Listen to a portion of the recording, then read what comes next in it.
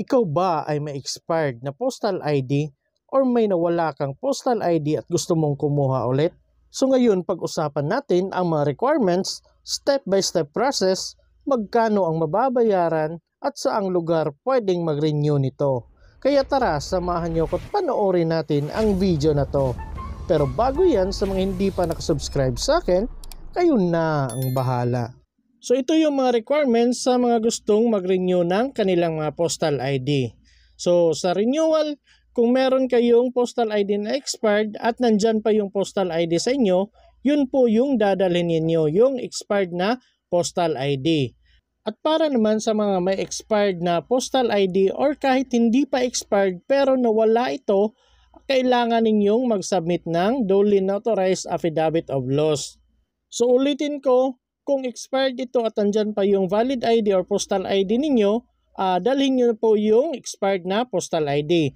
At para naman sa mga expired na postal ID at nawala ito or kahit hindi pa expired pero nawala ito, kailangan ninyong mag-submit ng duly notarized affidavit of loss. At kailangan nyo ring dalhin ang mga sumusunod na requirements na ito. So una sa mga requirements ay yung postal ID form. So kailangan ninyong mag-fill up, mag-download ng postal ID form. So para ma-download yan, pumunta kayo sa mga search engine ninyo kagaya sa akin Google Chrome at pagkatapos i-type ninyo ang postal ID form. At pagkatapos scroll down nyo na lang po hanggang sa makita ninyo itong PELFOS, yung may downloadable form na nakalagay. So i-click nyo na lang po yan. At pagkatapos may makikita kayong ganito, so i-click nyo na lang po ito. At may makikita po kayong ganito, i-click nyo na lang po ang download again. At kung may makita kayong ganito, i-click nyo na lang po ang just once. So ito na po yung application form for postal ID card. So fill upan nyo na lang po lahat yan. Yang may mga kulay pula na check dyan, kailangan talagang fill upan yan. Huwag nyong i-blanco. Madali lang naman po fill upan yan kasi halos lahat dyan is personal information. So kayang-kaya na po yan. So i-download nyo po yan, ipaprint pagkatapos fill upan. At ang pangalawang requirements is yung proof of identity. So ano-ano nga ba ang mga proof of identity na tinatanggap nila? Una is yung birth certificate issued with the Philippine Statistic Authority or PSA or Local Civil Registry or LCR. Sunod ay yung national ID.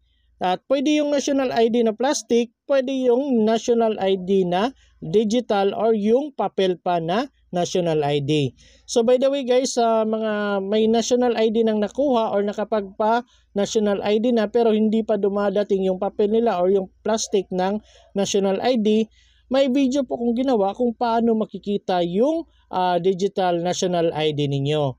Ilalagay ko na lang po yung link sa description box para hindi na kayo mahirapang maghanap. Sunod yung SSS UMID, GSIS, passport, or driver's license. So yung mga nabanggit ko ay mga primary IDs and documents na tinatanggap nila. So kung wala kayo nun, kailangan ninyong magdala ng dalawang valid IDs or documents na nandito.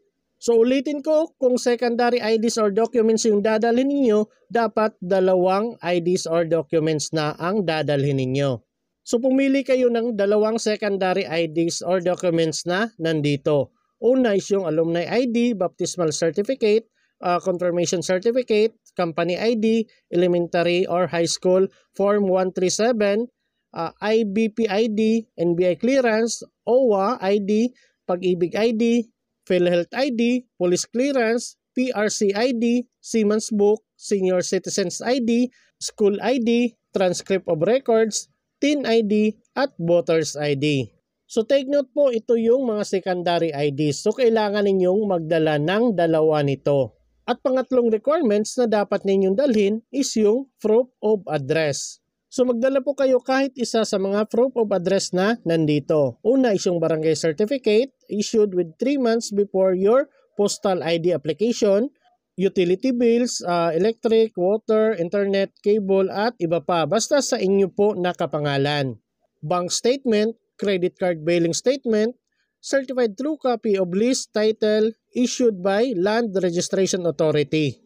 So sa lahat ng mga proof of address na nabanggit, kung wala kayo talaga kahit isa sa mga yan, ang pinakamadaling kunin dyan is yung barangay certificate.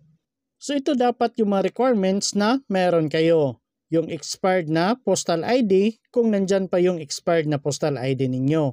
So kung wala, yung duly notarized affidavit of loss, kailangan ninyong kumuha ng affidavit of loss. At kung meron na kayong na-download na postal ID application form at na-fill upan nyo na ito at meron na din kayong proof of identity at proof of address, pwede nyo nang isubmit ang mga requirements kahit saang post office. At pagkatapos doon na kayo kukunan ng picture, fingerprint at signature. May itinalagang 261 postal ID capture station sa buong bansa. At para sa mga nagtatanong kung meron bang malapit na capture station sa lugar namin. So ito po yung listahan ng mga capture station sa buong bansa. So para po sa NCR, nandito po sa Novaliches, Parañaque, Pasig, Quezon, Robinsons Malabon, SM Aurora, SM North EDSA, SM San Lazaro Manila, SM South Mall, Taguig City Hall, Valenzuela City of Venice Grand Canal. At meron din dito sa BMSM Manila, Makati City, Mandaluyong, Manila City, Marikina City, Muntinlupa City, tapos may mga address dito sa gilid. So hanapin nyo na lang po kung saan mas pinakamalapit sa inyong lugar. At meron din po sa Luzon, sa Cabuyao, Calamba, Cainta, Dasmariñas, Imus, La Trinidad, Legazpi City, Ligao City.